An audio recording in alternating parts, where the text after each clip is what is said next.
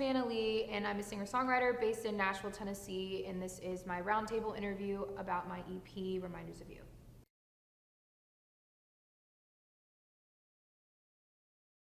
You brought that in. I did. I do a lot of writing alone in my room, obviously on top of doing sessions, because it's just like a way for me to honestly start ideas that I'm like really passionate about. I think sometimes when I get into a room, kind of all ties back into like the vulnerability issue. It's like you're in a room with people, even if you know them, and you don't maybe want to say something that's like super deep or like as honest as you would be if you were alone with yourself. So I try to start like at least somewhat of a concept sometimes before going into a session, just to at least have to pull from.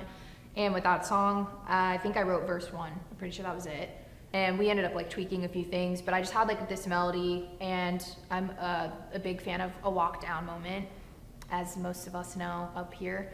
And so I remembered like feeling like I wanted to do a lot of like imagery with this project, and I love like the idea of using like a color to kind of represent like an emotion or a feeling, because I think very much so in like terms of like visuals. Like when I'm writing a song, I kind of picture like, you know, movie scenes in my head or whatever I can to like help me write the song. I'm a very right-brained person. So yeah, I was like, indigo is a kind of melancholy color, and it rhymed at the time with what we were writing, and it just started to all come together. Was that the one that it took forever to finish, and then Probably, we went to yeah. Cheesecake after? It did take a long time. Yeah, Okay. it did. I was like, we're cutting these vocals. Nick always pushes me in a good way that like mid-session, sometimes I'm like, I don't know, I get like antsy, and I'm kind of like, okay, we can come back to this. And then he was like, no, because the chorus, that's what took so long, was the chorus.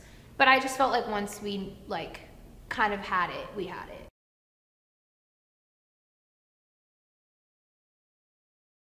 I remember writing it and feeling afterwards like I noticed a shift in my songwriting, just like in the sense of just being proud of it in a different way. I'm a very like literal writer, very direct lyrics. There's not like a lot of room to guess what I'm saying or talking about, and I think the song kind of like tapped me into a new place that I didn't really know I was like capable of. And sometimes when you're, you know, in a session with like a lot of different writers in the room, it can you kind of lose your voice in sessions like that sometimes. Like I feel like I'll come out and be like where am I in this song? And I remember leaving and feeling like it was so me, and everything that we wrote I was really happy with, which doesn't always happen. And yeah, I guess that was something that stood out to me about the process, and just the line about like the indigo line in itself, like the whole entire second verse to me was like my favorite, probably one of my favorite verses that we wrote for this entire EP.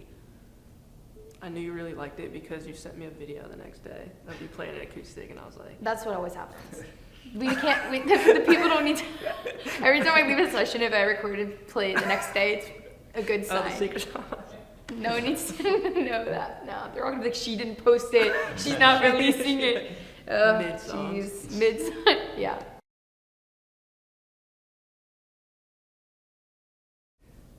I think it is that second verse, because I think we were stuck on it for a second, and also it was kind of just a trope, kind of like the gray line and everything. We're like, I know. That's whatever, but then it came like the cool. It's like there's a reason why it's so used in songs.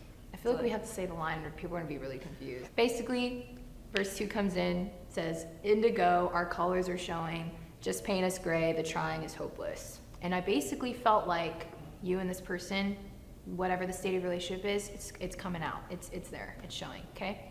Just paint us gray, the trying's hopeless. It's like, why are we trying to hold this together? We're already at the indigo stage, you know, might as well get to the gray stage, because there's really not anything left here to hold on to. Deep, let's go. Anyways, that's what it means. Fire.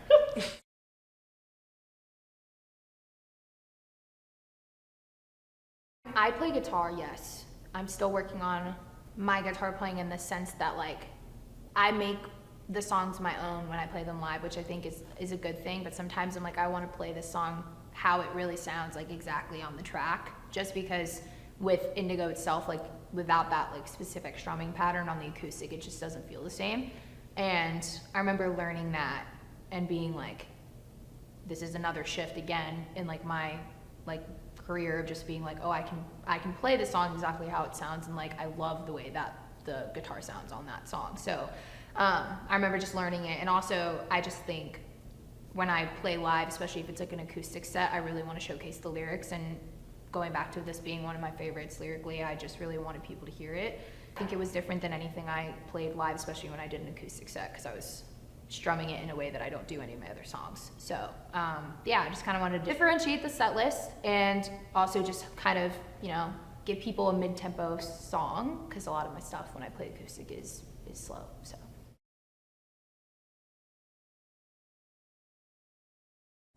yeah, this one was really about, for me, figuring out how to musically and sonically let it build and kind of tell a story without stepping on the lyrics and the melody and the vocal, which is like the most important thing in a song like this. So, I mean, it started with Nick's demo, and I had the stems, and I mean, there were already a lot of great parts and melodies that existed, so it was really about like kind of building around that and on top of that, and like just keeping the integrity of what the song is about and what it should feel like, while also figuring out how to take it on a journey and let it build, and like, you know, the drums come in like one by one in each section. It keeps building on each other in a way where like it moves but doesn't get like too big and too overwhelming, and like that was, and then like the outro was another thing that we talked about that like kind of became a common thing on this project, which is like having these little musical ambient moments where like just letting the feeling like kind of sit and like fade. It's not even like an actual fade, but it's like intensity wise, like kind of having those moments where and didn't you pull something from like a voice memo? Didn't we pull something from a voice memo? You were like talking about the song? yes, or something? yes. Wasn't that this one? We pulled a conversation between me and my manager when she had been like, hey, voice memo yourself right now while you're FaceTiming me about the songs, because you're doing it in an organic way and it's not, you know, being pressured. Yeah. So then I went and screen recorded that, and So we ended up like taking audio from that, and then like there was audio that we randomly accidentally recorded like in the room when we were recording vocals. So there's just like these bits at the end that are barely there, but it like, I don't know, I always like things like that because it makes the songs feel like they're like existing in the world rather than just like some piece of music. It's like when you like, definitely like adds personality. It's like I also feel like with the production when we did that, we sped it up a lot. I remember that. I remember getting in the room and Andrew being like, I think we need, we did. No, we actually sped it up very, like, maybe one or two. See, by the for end. someone who's a slow girl, I was like, this is so fast. It wasn't fast, but to me, I was like, this is so much faster. Just because the like demo we did had such a different situation. Also getting that drum pattern, I remember. Yeah, that too. It was like that was hard. We couldn't get it to like groove right the way that it was supposed to for some reason. I don't even think the stems that I got had drums yet, because I think so. you were playing around with stuff, and then we ended up playing around with a bunch of stuff, and then I think like we ended up with like the brushes in the verse, and then like real drums coming in. I don't know. Yeah, it was that was a process. I forgot about that. That was a lot of versions.